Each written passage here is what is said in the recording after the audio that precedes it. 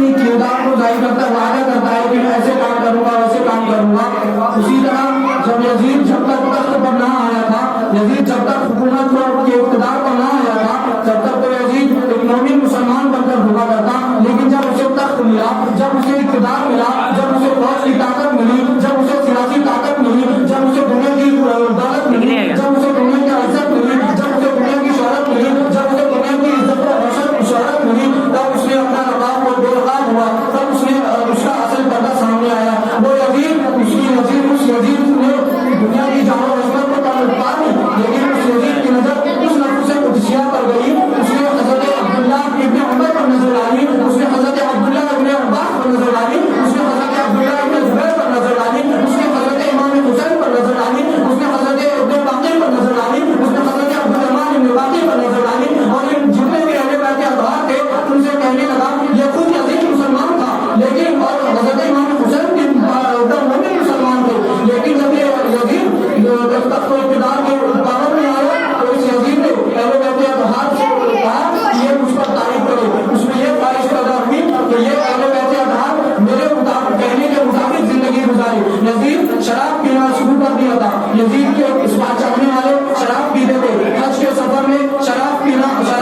عام کر دیا گیا تھا،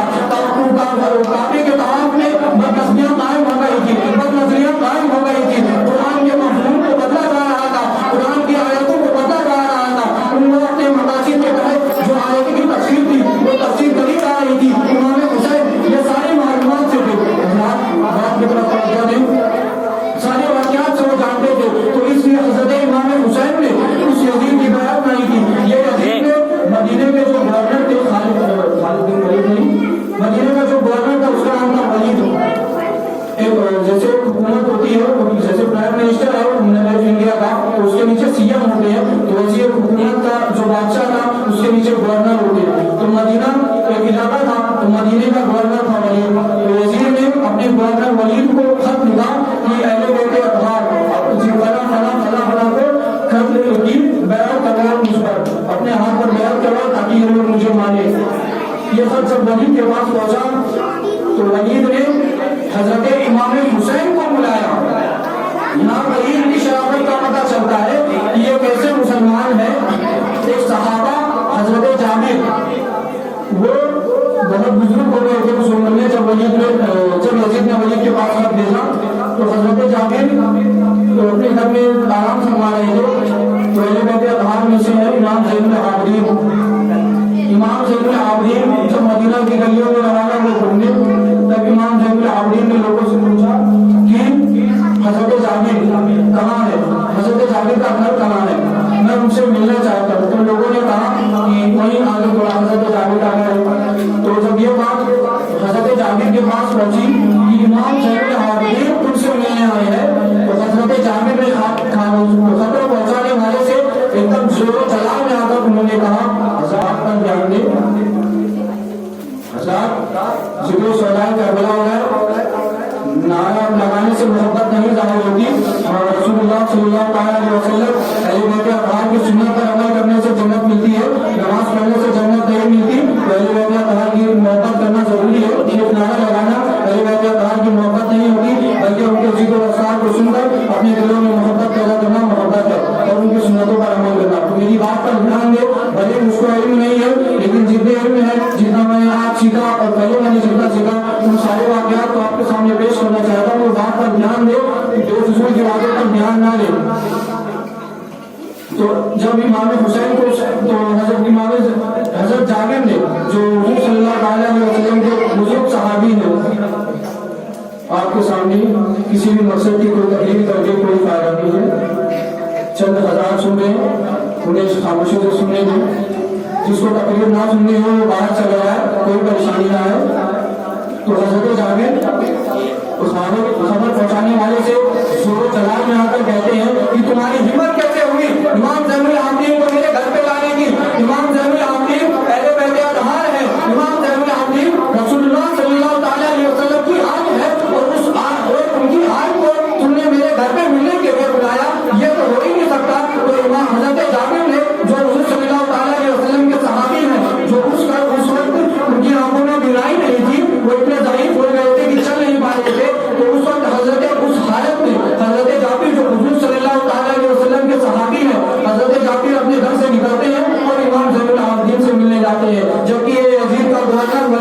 اتنا بے شرم، اتنا گمراہ، اتنا بدبخت، اتنا ذلیل، اتنا بڑا کافر تھا کہ امام حسین حضور صلی اللہ تعالیٰ علیہ وسلم کے نواسے، جن کے نانا نبی اور نبی کے نواسے حسین اور روشائے رسول جانے بطول حضرت امام حسین کو ملنے کے لیے خود بلاتا ہے، خود جانے کے بجائے۔ یہیں پر ان کی شرافت کا اندازہ ہوتا ہے، یہیں پر پتہ چلتا ہے کہ کتنے بڑے بدبخت اور دنیا دار لوگ ہیں۔ تو حضرت امام حسین اس کے دربار میں حاضر ہوتے ہیں، اور جب حضرت امام حسین اس کے دربار میں حاضر ہوتے ہیں تو وہ گمراہ، وہ بدبخت شخص ولی حضرت امام حسین کو کہتا ہے کہ اے امام حسین، اے حسین، تم یزید کے ہاتھ پر بیعت کر لو، تم یزید کی تعین کر لو۔ جس طرح کے آج کے دور میں ہم کسی کو ووٹ دیتے ہیں تو کس لیے ووٹ دیتے ہیں کہ وہ ہمیں اچھا لگتا ہے، وہ ہمیں پسند ہے، اس کے کام کرنے کا انداز، اس کی جو کردار ہے وہ ہمیں پسند ہے، تو ہم اس کو اپنا بادشاہ بناتے ہیں ظاہری دنیا میں۔ تو وہی یہ دونوں میں بہت ڈفرینس ہے، لیکن حضرت امام حسین کو تعین کرنے والا اس کا مطلب یہ ہوا کہ امام حسین یزید کے ہر ایک عمل پر بیعت کرتے ہیں۔ یزید شراب پیتا ہے، حضرت امام حسین اس کا اگر حضرت امام حسین بیعت کر دیتے تو اس کا مطلب یہ ہوتا کہ شراب پینا جائز ہے۔ اگر حضرت امام حسین یزید کی بیعت کر دیتے تو اس کا مطلب یہ ہوتا کہ بد نظری کرنا جائز ہے۔ اگر حضرت امام حسین یزید کی بیعت کر دیتے تو اس کا مطلب یہ ہوتا کہ جوا کھیلنا جائز ہے، والدین سے اونچی آواز میں بات کرنا جائز ہے۔ اس لیے تو حضرت امام حسین نے اس یزید کی بیعت نہیں کی، نہیں تو یزید بھی تو مسلمان تھا، بیعت کر سکتے تھے، لیکن یزید کی بیعت کیوں نہیں کی؟ کیونکہ اس نے شریعت کے پورے اصول کو بدل دیا، اس نے پورے حضور کے پوری احادیث کو بدل دیا۔ اللہ تعالیٰ کی اس مقدس کتاب جو کتاب قدیم تا قیامت تک پرانی وہی نہیں سکتی، وہ مقدس کتاب جس میں اتنا علم ہے کہ اس کی ایک آیت کی ایک تفسیر کے ذریعے حضرت امام عبد الوہاب شاہرانی کے بھائی نے اس ایک آیت کی ایک تفسیر کے ذریعے 60 علوم پاس کر دیے۔ وہ قرآن اتنی گہری ہے، اتنی مقدس کتاب ہے، اس نے اس قرآن کو چینج کر دیا۔ اس لیے حضرت امام حسین نے اس یزید کی بیعت نہ کی، اور اس وقت حضرت امام حسین نے کہا کہ اگر بیعت کرنے کی بات ہے تو ٹھیک ہے، بیعت کریں گے، وہ وقت بتائے گا، لیکن یہ بیعت سب لوگوں کے سامنے ہوگی، مدینہ والوں کے سامنے ہوگی، مدینہ میں رہنے والے واسیوں کے سامنے ہوگی۔ اور یہ کہہ کر امام حسین اس ولی بدگمراہ شخص کی بارگاہ سے نکلتے ہیں اور اپنے گھر کی طرف روانہ ہوتے ہیں۔ حضرات درود شریف کا کھانا پیش کریں، اس کا عبادت کریں، درود شریف کا کھانا پیش کریں۔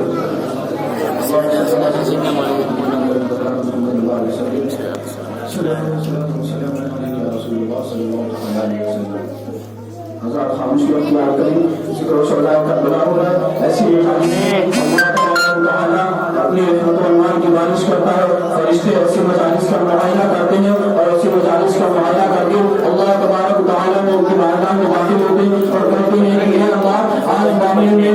وامی کے بعد نمبر 5 میں اس سرزمین پر یہ مجلس ہو رہی تھی، اس میں ایک مغرب تھا، اس میں ایک سامعین تھے، 7 لوگوں کے نام لیے جائیں گے اللہ تبارک و تعالیٰ کی بارگاہ میں، تو اللہ تبارک و تعالیٰ اس وقت بہت خوش ہوتا ہے۔ تو خاموشی سے سنیں، بدنظمی نہ اختیار کریں، دنیا کی باتوں پر نہ دھیان دیں، دنیا فنا ہے اور کچھ کام آنے والی ہے تو آخرت ہے۔ دکھاوے کے لیے اگر نہ سنیں، اپنا دھیان ذکر شہداء کربلا میں لگائیں، ظاہری اور جسمانی اور روحانی طور پر لوگیں۔ تو خیر، آپ لوگ صرف نام کے مسلمان ہیں،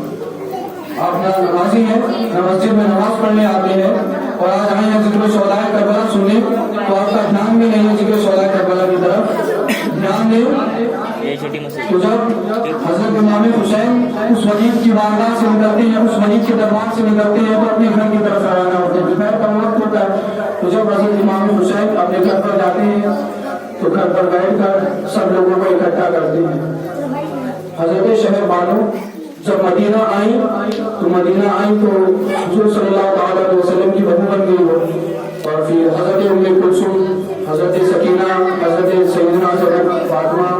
اور حضرت سورہ فاطمہ یہ بیٹیاں ہوئی۔ تو حضرت امام حسین نے اپنے گھر والوں کو اکٹھا کیا، بلایا اور بلایا، اور انہوں نے کہا کہ اے گھر والوں، اب ہمیں مدینہ چھوڑنا پڑے گا۔ اس وقت جیسی یہ الفاظ نکلے کہ ہمیں مدینہ چھوڑنا پڑے گا، تو اہل بیت اطہار پر امام حسین کے ساتھ جتنے اہل بیت اطہار موجود تھے، ایک طغیان سا برپا ہو گیا، ایک بجلی گر پڑی۔ اس وقت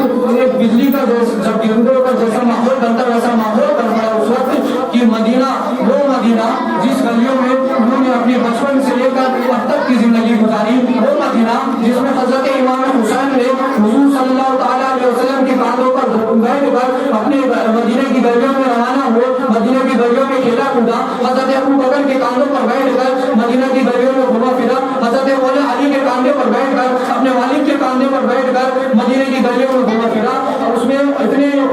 वाक़यात, इतने हसीन खूबसूरत मनाजिर जिस मदीना शरीफ में वो अहले बैत अतहार के वाक़े हुए, उस मदीना को छोड़ने की जब बात हुई तो अहले बैत अतहार एकदम सहम से गए, एकदम बौखला से गए। उस वक्त एकदम कुरान का मंजर बर्पा हो गया कि हमें मदीना छोड़ना है, हमें रसूल के उस मुक़द्दस जगह को छोड़ना है जहाँ पर रसूल का मज़ार मौजूद है, जहाँ पर जन्नतुल बक़ीअ मौजूद है, जहाँ पर जन्नतियों की कब्रें, जन्नतियों की कब्रें मौजूद है, हमें उस मदीना को छोड़ना है। उसने इमाम हुसैन ने कहा कि हाँ घरवालों, हमें मदीना शरीफ को छोड़ना है। तो घरवालों ने कहा कि क्यों? तो इमाम हुसैन ने कहा कि यजीद ने हमें बैअत करने के लिए कहा है और हम यजीद की बैअत नहीं कर सकते। क्यों नहीं कर सकते? क्योंकि यजीद गुनाह कर रहा है, यजीद शराब पी रहा है, यजीद बदमज़ी कर रहा है, यजीद हज के सफर में जाने पर शराब को हराम कर रहा है, कुरान शरीफ के मफ़हूम को बदल रहा है, कुरान शरीफ के तफासीर को चेंज कर रहा है, इसलिए हम यजीद की बैअत नहीं कर सकते। और अगर हम यहाँ रुके तो हमें मजबूर किया जाएगा कि हम यजीद की बैअत करें, यजीद के हाथ पर हाथ रखकर उसकी बैअत करें, उसके अकाईद को माने, उसके उसूल को माने, उसके कवानीन को माने, उसके ज़वाबित को माने, लेकिन हमसे नहीं हो सकता। तो वो मदीना जिससे बेपनाह मोहब्बत किया करते थे अहले बैत अतहार, वो शरीयत को बचाने के लिए, इस्लाम के परचम को कायम रखने के लिए, रसूल की शरीयत को कायम रखने के लिए सहाबा किराम ने जंगे लड़कर जो इस्लाम को बचाया, उस इस्लाम को बचाने के लिए हमारे इमाम हुसैन ने उस मदीना को छोड़ दिया। और जब इमाम हुसैन ने कहा कि मदीना को छोड़ना है, फिर उधर वालों की बात हुई। दोपहर का वक्त था, दोपहर की ऊंचाई असल का वक्त के बाद ना कायम करें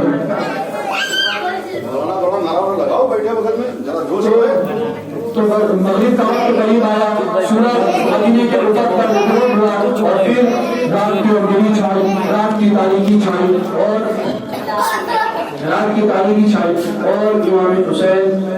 सब मदीने के रहवासी जितने थे अपने अपने घरों में खाना पीना खाकर इशा की नमाज पढ़कर, कुछ घर में लोग सो गए, कुछ घर में लोग मुसल्ला बिछाकर नमाज पढ़ा करते, कुछ घर में लोग मुसल्ला बिछाकर तस्बीह और तहलील किया करते, कुछ जिक्र अस्कार करते, कुछ सारों कतार होते अपने गुनाहों की माफी में। लेकिन मदीना मुनव्वरा में वो एक घराना था, उस घराना पहले कहते अतहार का वो घराना था, उस घराने में इब्राहिम सलफ़ा था, उस घराने में क़यामत बर्पा की, उस घराने में बिजली गिरने पर जो माहौल बनता वो माहौल बर्पा था। सब घर वाले परेशान थे कि हमें आज मदीना छोड़ना है, हमें मदीना से रुखसत होना है। खैर हज़रत इमाम हुसैन घर से पहले निकलते हैं और घर से जब दरवाजा खोलते हैं तो दरवाजा खोलते हैं तो आस पास देखते हैं कहीं कोई है तो नहीं कि मुझे देख ले। वो इमाम हुसैन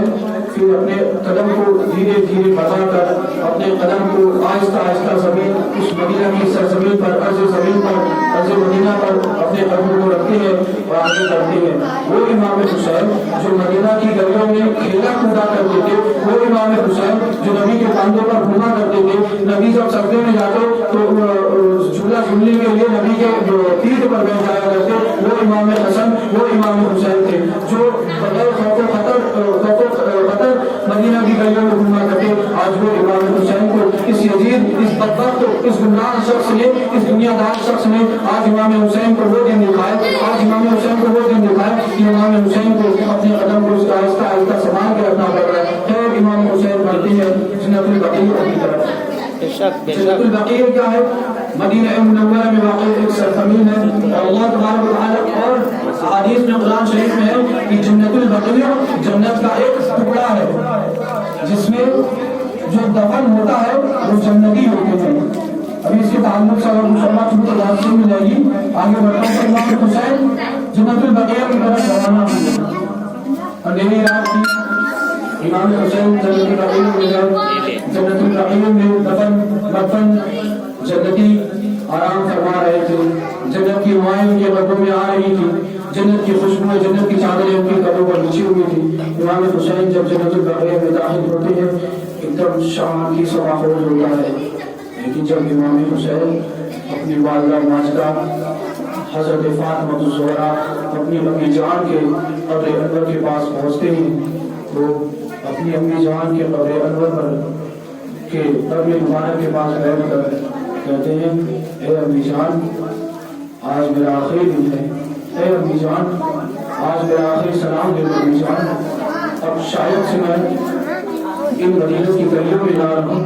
اب شاید سے میں اس جنت البقیع کا قدم نہ رکھتا ہوں، اے امی جان اب میرا آخری سلام دے دو، اے امی جان آپ نے مجھے 56 سال آپ نے مجھے پالا پوشا اور میری پرورش کی، اپنا دودھ پلایا اور مجھے کھلایا چھلایا، اے امی جان آج آپ کا حسین، آج آپ کا لفظ جگر، آج آپ کے دل کا چین، آج آپ کا سکون، آج اپنے مقصد اپنے زندگی کے مشن کے لیے روانہ ہونے جا رہا امی جان، آج میرا آخری سلام دے دو امی جان، اور اپنی ماں کے قبر انور سے لپٹ کر رونے لگے۔ سوچئے وہ واقعہ کیسا ہوگا، وہ حالات کیسا ہوگا جب جنت البقیع میں نواسۂ رسول، گوشۂ رسول، جان بطول حضرت امام حسین، فاطمۃ الزہرا اور جو ملکہ الجنت ہے ان کے قبر انور پر لپٹ کر رو رہی ہے کہ امی جان اب میں جا رہا ہوں امی جان، اب میں جا رہا ہوں، میں مجبوری میں جا رہا ہوں امی جان، مجھ کو مجبوری ہے، مجھ پہ ذمہ داریوں کا پہاڑ ہے امی جان، اگر میں نہ گیا تو میرے نانا کا مذہب ختم ہو جائے گا امی جان، اور میں چلتا ہوں امی جان۔ خیر پھر امام حسین حضرت فاطمہ الزہرا ملکہ جنت اپنی امی جان کے قبر انور سے ہٹتے ہیں، پھر اپنے بھائی حضرت امام حسن کی قبر انور پر آتے ہیں۔ حضرت امام حسن سے بھی اسی انداز میں اسی آنکھوں سے آنسو نکال کر حضرت امام حسن کے قبر سے لپٹ کر رہے کہ اے امام حسن اس مدینے کی گلیوں میں جہاں پر ہم ساتھ میں کھیلا کرتے تھے، جہاں پر ہم ساتھ میں کھانا کھایا کرتے تھے، جہاں پر ہم ساتھ میں نمازیں ادا کیا کرتے تھے، جہاں پر ہم ساتھ میں جہاں پر ہم ساتھ میں مدینہ منورہ کی مسجد نبوی میں حضور صلی اللہ تعالیٰ علیہ وسلم جب سجدے کی حالت میں ہوتے تب ہم ان کے پیٹ پر بیٹھ جایا کرتے۔ اے امام حسن ہم نے سب ساتھ میں کیا اور مجھے لگتا ہے کہ ہم تمہارے قبر انور ساتھ نہ رہیں گے۔ اے امام حسن اب مجھے روانہ ہونا ہے امام حسن، اے حسن اے میرے بھائی، اے میرے دل کا چین، اے میرے رخت جگر، اے میرے دل کے سکون، اے میرے نور، اے میری آنکھوں کے نور، اے میرے دل کے چین، اور میں روانہ ہو رہا ہوں۔ میرا آخری سلام دے رہا امام حسن اور اپنے بھائی کو، وہ بھائی اگر آج کے رسول میں ایک بھائی مر جاتا ہے، ایک بھائی کا انتقال ہو جاتا ہے تو ہماری آنکھوں سے زیادہ قطار آنسو آتے ہیں اور ہمیں معلوم نہیں ہوتا کہ ہمارا بھائی چلے جائے گا، لیکن وہ امام حسین جو جنت البقیع میں انہیں معلوم ہے کہ اب میں جا رہا ہوں اور اب میں آنے والا نہیں ہوں، اور امام حسن کو بھی معلوم ہے کہ اب میرا بھائی جا رہا ہے اور اب میرا بھائی آنے والا نہیں ہے، تو سوچئے اس وقت کیا واقعات بنے ہوں گے۔ جنت البقیع میں ایک دم اقرام کا برقع چھا گیا تھا، جنت البقیع میں مطلب جنتی اس حالات کو دیکھ کر زارو قطار رو رہے تھے کہ اے میرا حسین، میرے حسین اس مدینہ کو چھوڑ کر جا رہے ہیں۔ خیر پھر امام حسن کی قبر انور سے اٹھ کر میرے نبی میرے امام حسین میرے نبی حضرت محمد مصطفیٰ صلی اللہ علیہ وسلم کی اپنے مزار مبارک پر جاتے ہیں اور پھر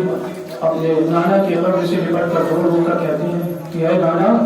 آج آپ کا نواسا جا رہا ہے آپ کی گلیوں کو چھوڑ کر، آج آپ کا نواسا جا رہا ہے اس عزیز مدینہ کو چھوڑ کر، آج آپ کا نواسا ان مدینے کی گلیوں کو چھوڑ کر جا رہا ہے۔ اے میرے نانا میں جان بوجھ کر نہیں جا رہا، میرا بھی دل نہیں کر رہا ہے میرے نانا، مگر کیا کروں مجھ پر اتنی ذمہ داریاں ہیں، میں امام ہوں اس بار کا، میں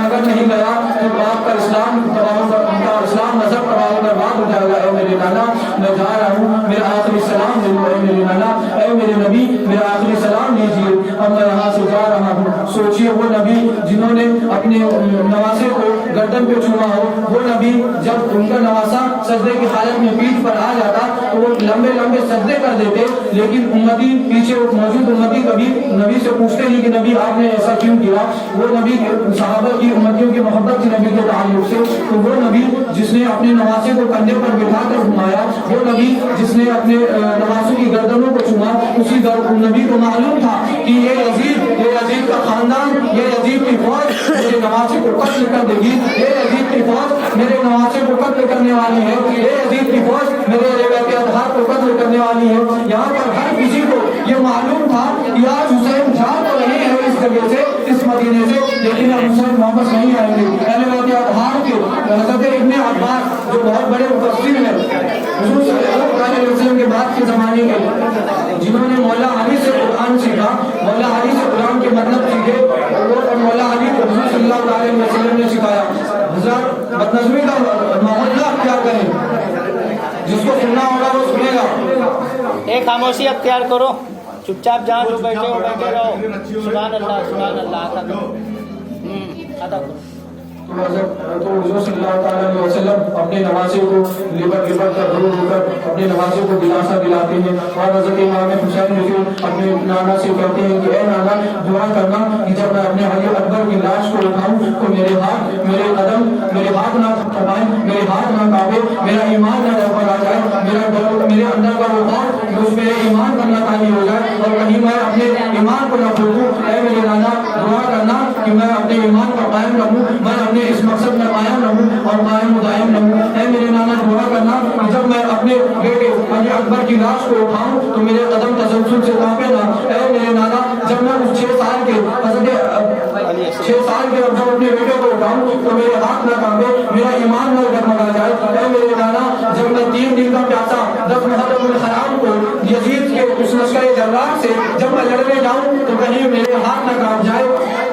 میں کہیں ہاتھ نہ مانوں، میں بس دعا کرنا تو میرے نانا حضور صلی اللہ امام حسین کے نانا حضرت محمد مصطفیٰ صلی اللہ علیہ وسلم نے سوچو اپنے نواسے کو کیسے یقین دلایا ہوگا، کیسے دلاسا دلایا ہوگا۔ پھر اس آگے سے آگے بڑھتے ہیں، پھر حضرت امام حسین جنت البقیع سے نکلتے ہیں اور اپنے گھر کی طرف اسی انداز میں تھمے تھمے قدموں کو لے کر اپنے آہستہ آہستہ قدموں کو لے کر اپنے گھر میں داخل ہوتے ہیں۔ تب تک دیکھتے ہیں کہ پورے گھر میں ایک دم کہرام سا بڑھ رہا ہے، سب زاروں قطار رو رہے ہیں، سب کی آنکھیں آنسوؤں سے بھری پڑی ہیں، سب کی آنکھیں لال ہو گئی ہیں، سب ایک دم بیٹھے ہیں، لیکن وہیں ایک کونے پر اور سب گھر کا مال و متاع سب سمیٹ رہے ہیں کہ آج ہمیں مدینہ سے کوچ کر جانا ہے، آج ہمیں مدینہ سے رخصت ہو جانا ہے، آج ہمیں مدینہ کو چھوڑ جانا ہے، آج ہمیں مدینہ کو خدا حافظ کہنا ہے۔ تب پورے اہل بیت اطہار اپنے سامان کو سمیٹ رہے تھے کہ تب تک دیکھا گیا کہ حضرت صغرا فاطمہ جو حضرت امام حسین کی بڑی بیٹی ہے